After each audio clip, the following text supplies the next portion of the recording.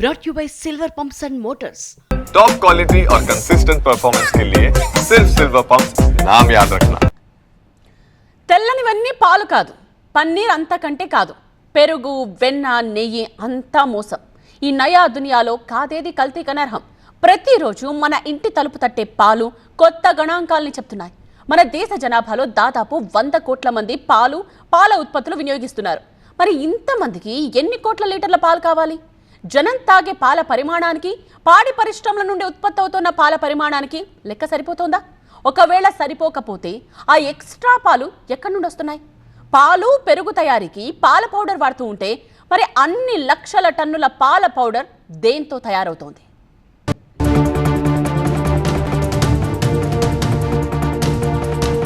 గతేడాది అంటే 2023-24లో భారతదేశంలో 239 మిలియన్ మెట్రిక్ టన్నుల పాలు ఉత్పత్తి అయ్యాయని గణాంకాలు చెబుతున్నాయి. అంటే రోజుకు సుమారు 65 కోట్ల లీటర్లకు పైగా పాలు ఉత్పత్తి అయ్యాయన్నమాట. 140 కోట్ల దేశ జనాభాలో కనీసం 100 కోట్ల మంది పాల ఉత్పత్తులు వినియోగిస్తున్నారని అంచనా. ఒక వ్యక్తి రోజుకు సగటున 440 గ్రాముల పాలు వాడతాడని లెక్కవేసినా కేవలం తాగడానికే రోజుకు 42 కోట్ల లీటర్ల పాలు కావాలి.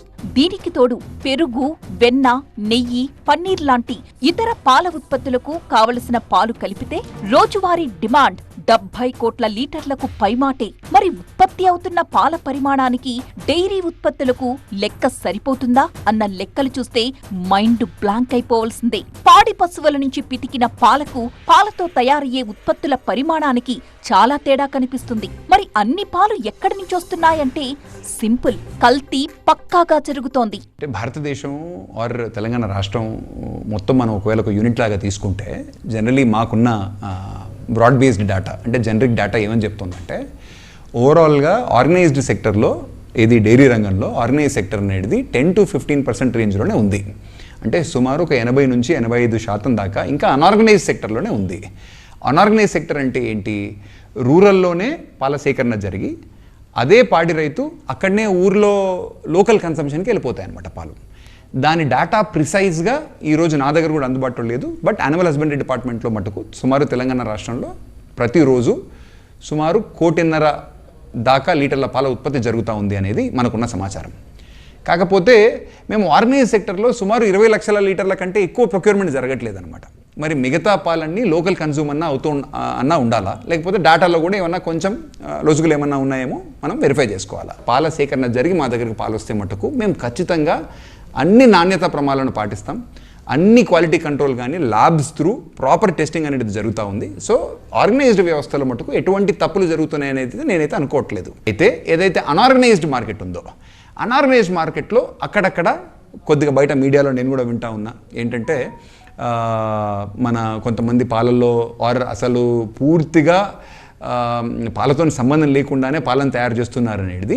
10 లీటర్ల పాలలో సగం పాలు తీసేస్తారు. నీళ్లు, యూరియా, సన్ఫ్లవర్ ఆయిల్ కలిపేస్తారు.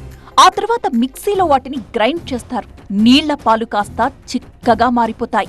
ఇలా తయారు చేసిన కల్తీ పాలను సిటీ వ్యాప్తంగా సప్లై చేస్తున్నారు. ఇలా చేయడంతో పాల చిక్కదనం పెరిగి వినియోగదారులు చిక్కటి పాలే అని అపోహపడుతూ ఉంటారు. అసలు నిజమైన పాలకు ఏమీ తీసిపోకుండా ఉండడంతో జనం వాటిని పెద్దగా పట్టించుకోరు, కొనుగోలు చేసేస్తారు. ఇంకో షాకింగ్ న్యూస్ ఏంటో తెలుసా? దీంతోనే కోవా, పన్నీర్ తయారు చేసి స్వీట్లు తయారు చేసే షాప్లకు సప్లై చేసేస్తూ ఉంటారు. ఈ కల్తీ పాలను, అసలు పాలను గుర్తించడం సామాన్యులకు సాధ్యమయ్యేది కాదు. ఇవి తాగితే సాధారణ ఆరోగ్య సమస్యల నుంచి క్యాన్సర్ వరకు తీవ్ర స్థాయిలో ఆరోగ్య ముప్పు తప్పదంటున్నారు వైద్య నిపుణులు.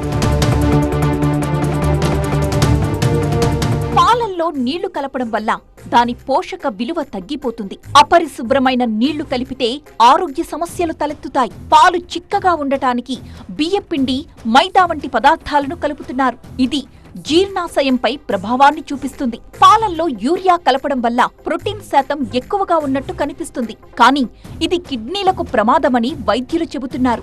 నురుగు కనిపించడానికి సబ్బు పొడిని కలుపుతున్నారు. ఇది జీర్ణ సమస్యలు, ఇతర ఆరోగ్య సమస్యలకు దారితీస్తుంది. సింథటిక్ పాలు ఇవైతే పూర్తిగా రసాయనాలతోనే తయారు చేసిన పాలు. Urea, caustic soda, detergents, formalin, నూనె కలిపి తయారు చేస్తారు. విజయ పేరు మీద కొన్ని ప్రైవేట్ డైరీలు కూడా చట్టానికి వ్యతిరేకంగా కూడా పాల అమ్మకాలు జరుగుతూ ఉన్నాయి. ఉట్టి విజయ పేరు మీద ఎవరన్నా ఉంటే వాటిని కొనకండి.